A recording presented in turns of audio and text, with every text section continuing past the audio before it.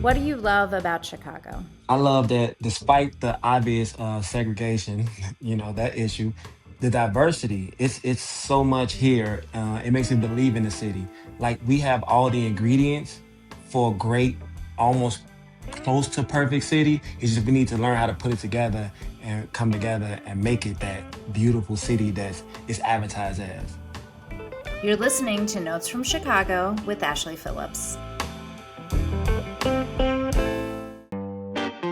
Hello, everyone. Welcome to this week's episode of Notes from Chicago. Today, we have with us Chris Smith.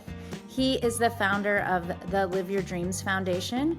We're going to talk more about what they do. Chris is also a Chicago native, which I love having Chicago natives on the pod. Thanks so much for joining us. Thank you, thank you. I appreciate the invite. I appreciate you having me on. You're a runner. I'm hmm also a runner, but not at your level, clearly, I'm because I'm not any all runners. If you're not Mo Farah or Kipchoge, we all on the same level. I don't care if you I don't care if you run 9 minute miles or 16 minute miles. We are all on the same level. Uh, so you, in the past at least, have you ran 10 marathons in 10 months. mhm. Uh, why? That why did you want to do that? Why did you do that? I was seeing all the charity runners with the Bank of America, Chicago Marathon, all the different marathons. They had these charity programs, and I was thinking like, that's a good idea. Yeah. Like that's something hard that people can get behind. Like that, like oh, like I'm not gonna run, but I can support you running. And while it's harder to get into the Chicago Marathon, it's hard to get into these programs. It's easy to just find somebody like me and back. And so what started is by running for something campaign was people match money to my miles. So hmm every month I did a thing like if it could be 50 cents a mile, $1 a mile. Some people $2 a mile.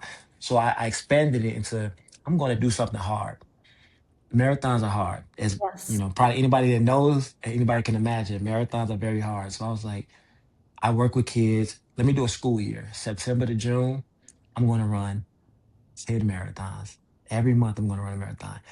I wouldn't do that again, and I wouldn't tell anybody. I wouldn't suggest someone else do it, but Yeah. it was just to bring awareness to what we do with Live Your Dreams and bring the fight for to end hunger and economic empowerment and creating self-sustaining communities is what I'm about. So when people talk about 10 and 10, I always bring up those things. So it's like it's the beginning of the talk, the bigger talk. And I like to bring people in with something like that. And I think movement is medicine, not real therapy, but it's therapeutic. Yeah. And I think getting people to move, the it changes the temperature of the neighborhood. You see neighborhoods with people running and jogging outside, you notice it's a different vibe about that neighborhood than other neighborhoods. And I like being a catalyst for that. I like seeing people out running and moving their bodies, getting fresh air, being out in the world and being out amongst community. So the 10 and 10 kind of elevated that to the charity aspect, the movement aspect, the just to get people talking. And I think it achieved that goal. We raised close to $20,000 for that endeavor. That helped us. Yeah. Yeah, that helped us supply a lot of food. That helped us supply a lot of backpacks. We do a backpack giveaway every year for kids, and it just really helped our programming. I don't. It's no employees with LYD just yet. I'm not. I work for. I'm just a volunteer with LYD. I founded it. I'm executive director, but not a dollar has went to payroll. Yeah. Everything goes to the actual programs we putting forth. And I would love to change that because I need people like at this point we've grown to the point where we need to bring people on because it's a lot of work we're doing in the community and we definitely ready to expand on that. And 10 and 10 was the start. What does the Live Your Dreams Foundation do? We do grocery delivery services for seniors and people with some illnesses and mobility issues. We have farm partners where we work with farms. We go on the farm, hands in dirt, and deliver that day of, we deliver what we just picked to some of the senior communities. We have the food pantry every Wednesday and Thursday. LYD Academy is starting. Well, we actually go into the schools and work with the youth on community development, brotherhood and sisterhood, and financial literacy. I have a senior walking group that I do in the summertime. So every Saturday morning, I get with some seniors, and the safety in numbers make them feel more comfortable and get out in the community. And we walk around and talk about what needs to be done and what they wish to see, and kind of bring that type of community together. And it's also a secret thing that it's nicknamed Dreamville. Hmm. Some people in my life hate that name because it's actually a rapper, J. Cole. That's his name. It's just a nickname. Dreamville was going to be one of the best community resource centers I want to bring to the community, and that's like what I'm working on behind the scenes. So yeah. Very cool. When you talk about the community, are there particular neighborhoods that you're serving? Mostly South Side, from Woodline, Inglewood, Auburn, Gresham, Chesterfield, Chatham. So far south, Rosen, Pullman, West Pullman. I go to the suburbs. I go to the edge of Indiana, to that area. I'm not really good with neighborhood names. I grew up here my whole life, and I'm still like, if you told me to meet you in Avondale, I'd be like, could you give me the direction? Like, I wouldn't know where that was. Yeah.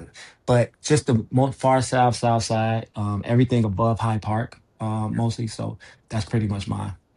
Although when we work with partners, I've been out to Bentonville. I've been out to what's the name of that neighborhood? Like some suburbs. So as far as I can go to help the people, I'll go wherever I need to go. Awesome. There are a lot of stereotypes and misinformation about what food insecurity looks like. Um, as you have firsthand experience with this, with all the work that you've done, both with the food Hmm. pantry and also delivering groceries to seniors. Tell me, Free grocery. I always gotta free say groceries. free. I Everything I do assume. is I free. Yeah. assume. Yeah. Sometimes when I tell people that, they're like, "Oh, do you just pick up their jewels and Walmart orders?" I'm like, "No, no, I actually deliver free." Yeah. So yeah. But so, what do you think the misconceptions are around food insecurity, and then what's the reality? I think people don't understand that it's just access to a a good quantity of healthy, affordable food. Like that's all it is. Food insecurity is people don't have that access.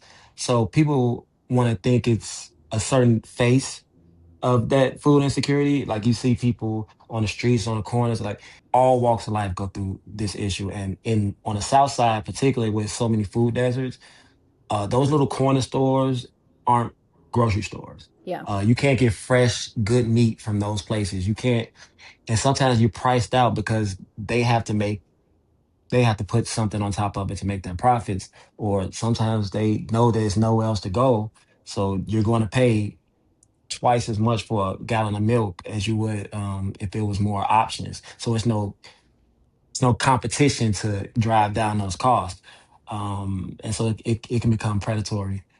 I think people need to go down to some food pantries or go to some places where they're giving out food and see that it may be your neighbor, it may be the person across the street, it may be someone really close to you that's actually in need of this food and this access.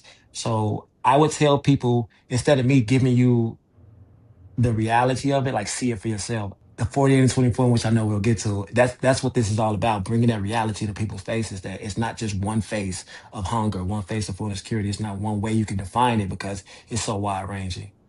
Yeah, absolutely. Um, and I know this is an ever evolving situation, but with the government shutdown, with SNAP benefits being affected, um, are you seeing any difference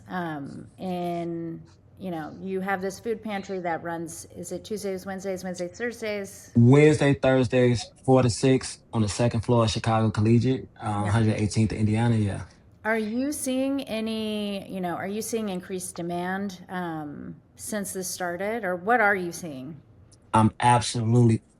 Last night at the pantry, we almost ran out of all our cold food, and all our frozen food, because when it's something like this shutdown is going on, the uncertainty creates chaos. It Yeah. creates panic. It creates fear.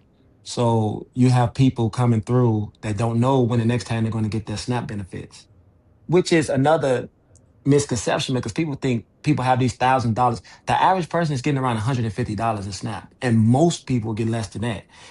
So it's you don't want to think that people are just getting all this money. Like I saw a politician say something about people are getting their weave and hair done. Like it was the craziest thing I heard. And so when people got that fear, they know when the next time they're going to get that little bit of help, they're going to panic and they're going to come out. So you see people lining up and they'll go to multiple food pantries because you're trying to save as much money as you can because you still have to pay your bills.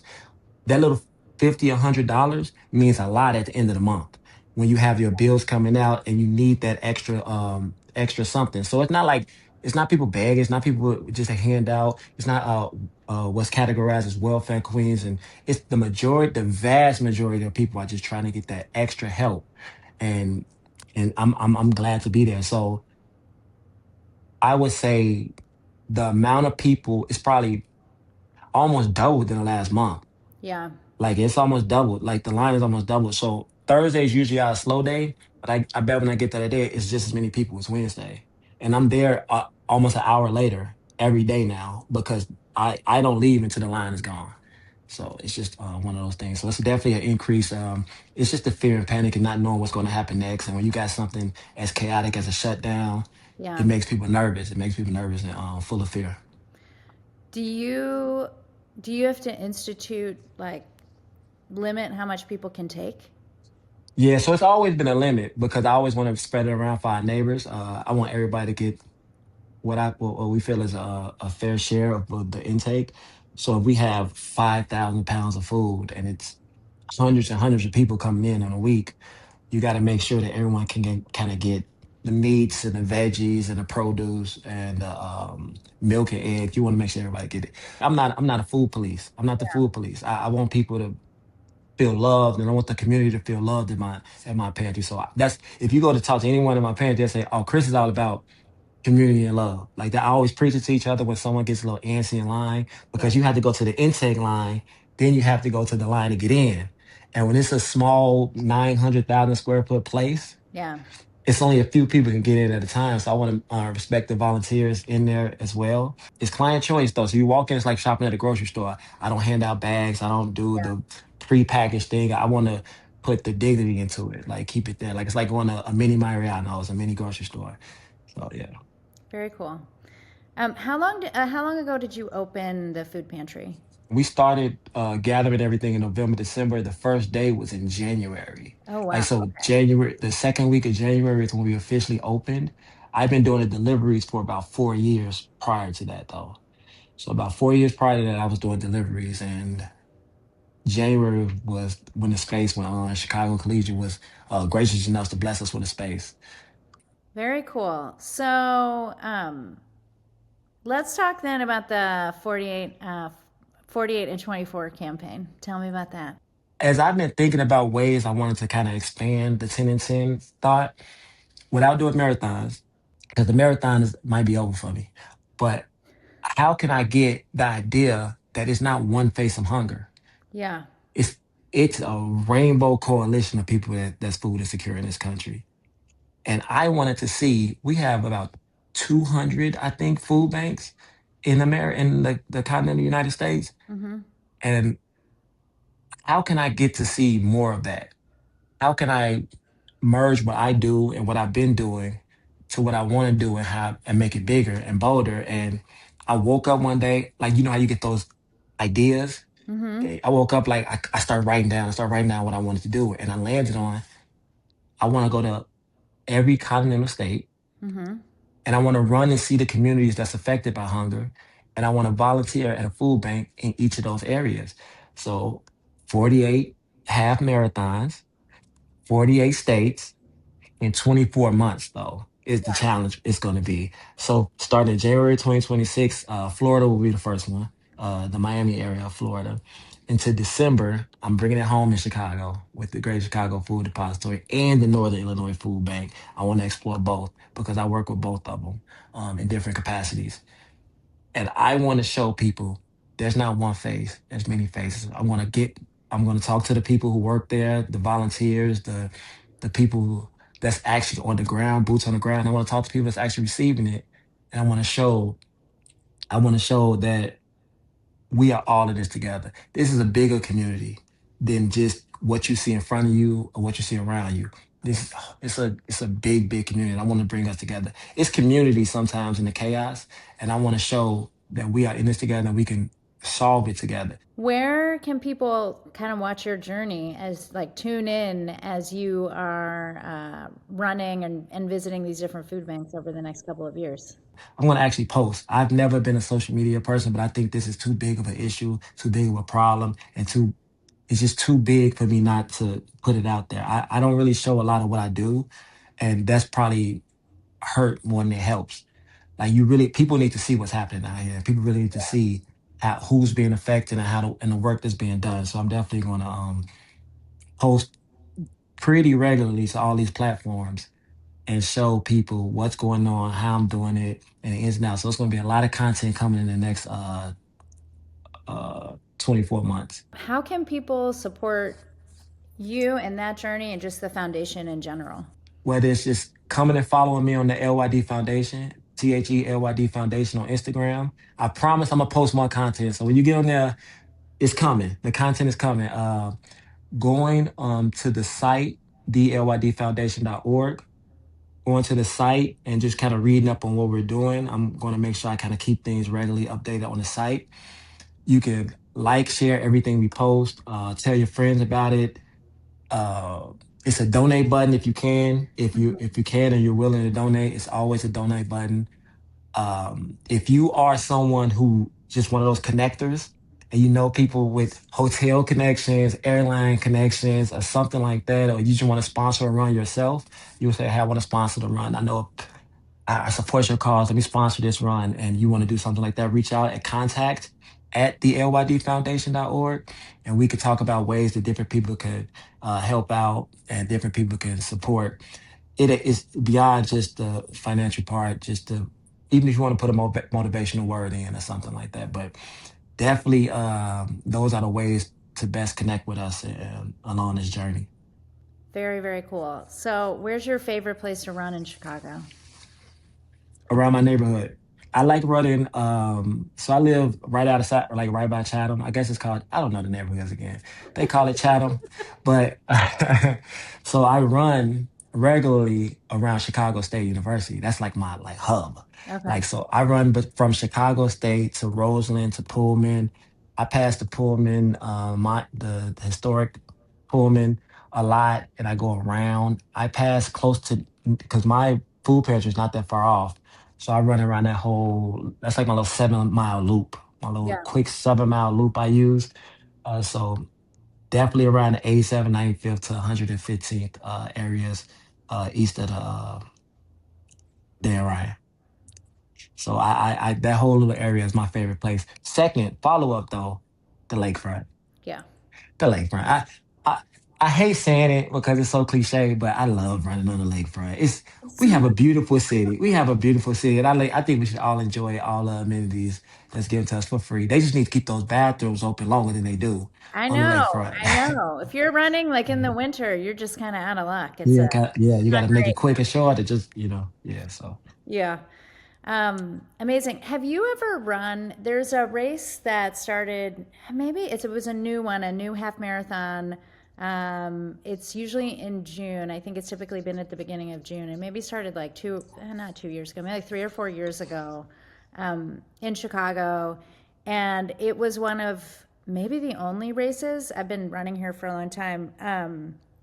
That was not like on the lake or by the lake, but on the west side. So oh, it's the Bank of America Chicago half, right? yeah, yeah. Yeah, I mean, I ran it. I ran it, the first one. yeah, me too. Yeah. Loved it. I'm just like, this is so cool. It's so cool to be like running on a different course, running with, running in different neighborhoods, seeing people from the neighborhood like out, ours, that one, I remember that one. Maybe also I'm a slow runner too, but I was very hot at the end. But like people, neighbors were out like with the hose, like spraying people. It was Oh very, yeah, yeah. very It was cool. we had this fun. And shout out to the Peace Runners and Jack from out there as well. They are like the ambassadors for the West Side Running, and Hmm. they show you a good time out there with the running too. So I love it. I loved running out there. I love that. I didn't run it again though. I didn't I run it didn't again. either. Because Yeah. after that first year, it sells out. Like now it sells out Yeah, it's like very, popular. It's very popular. early. Yeah. It's So it's popular. it's very Yeah. hard to get in now. But Yeah. that's great. Like I think that's so Yeah. exciting that it's so popular. Yeah. The next step is fun. I'll talk to them. I've said some things to people because I'm a partner with the Chicago Marathon, a charity partner. But even before then, I talked to them, and I don't want to say, but hopefully the South Side gets a little more love with the marathon. Oh, like okay. a little pushed a little bit out, you know. So let's Okay. hope. Let's cross our fingers on that one. Okay. Love that. So right now you have the food pantry going. There are also there's a ton. I live in Wicker Park, and there's been a ton of food pantries popping up like nearby neighborhoods, like in Humboldt, Ukrainian Village, and what would like with kind of everything that's going on, what would you suggest to people who are hearing this about the government shutdown and SNAP benefits? It's something that's being talked about. My kids go to a school in Wicker Park, and so it's a lot that's being talked about in school as well. What is your suggestion to people who kind of hear all this news? How should they help? A lot of people want to help out. A lot of people want to do things. A lot of people want to donate food. I'm only speaking for the Leah Dreams Foundation Food Pantry, and I've talked to a couple people about this. If you want to donate food, I would say the best place to donate food is to the local shelters. I Mm-hmm. would do the shelters, the women's shelters, and anywhere with women and kids and stuff like that because they probably don't have the as much coming in. Some of these local organizations you see posting online that have these shelves and they do a lot. They do a lot of stuff. I know Girls in the Hood on the South Side. Yeah. I know it's like a task force that does it for up north with I think they focus on like more queer issues. Um, but I know it's a lot of places like that that needs the food. The pantries don't need as much food as you think. We have Food Rescue. We have the Greater Chicago Food Depository, Northern Illinois Food Bank. We have different avenues. We have farm partners. So the one thing I will say is, like for me, I'm also raising funds for a refrigerated van because Yeah. that's so just sometimes the little couple dollars you can give to it'll help a food pantry because I know a lot of people heard about the governor releasing those funds, the $20 million to food banks. A food pantry isn't a food bank. Oh, So okay. yeah, so the food pantries they may benefit trickle down benefits of it, but we don't get any monetary anything from those funds. Yeah. So if you go to your local food pantry and you love what they're doing, you go in and you see and you talk to the people and you kind of align with what they're doing and talk to them. Because I always say visit one and just to see, just to talk to the people that work there and volunteer there, and maybe give them like donate to whatever their foundation is, whatever their especially if they're not attached to a church or anything, a bigger entity Yeah. like myself, like a lot of us are independent, and sometimes that goes a long way as well. Just volunteering, helping out with the little things like that, or whatever your expertise is, offering your expertise up to these pantries to help them run a little more smoothly. But that's pretty much I think the best way, and that's for me. Like some people might say, speak for yourself. I want people to donate as much food as possible. But for me, I kind of got the food part is down. It's just the other things that you may need a little bit of help on. I am curious about you mentioned earlier on that there are farms that you work with directly. How did you I assume they're local or Urban Chicago farms, area. the best farms in the world. Urban Oh, farms, cool. love Okay, them. yeah. How did you get connected? What farms and how did you get connected with those farms? So I want to shout out the Saint Sabina. They got the Saint Sabina farm. I want to shout out Just Roots. And it takes a village out in Sauk Village. Just Roots on 29th and Wabash. Fresher Together, which is a Pembroke farm that actually brings me stuff from Pembroke Township down to the city and delivers it with Chef Fresh. So those are my main partners. And we got urban growers. You have a lot of different farms, community farms that work in the thing. But I got introduced to the farm. My first farm I got introduced through a landscaper turned farmer. Her and her husband start farming.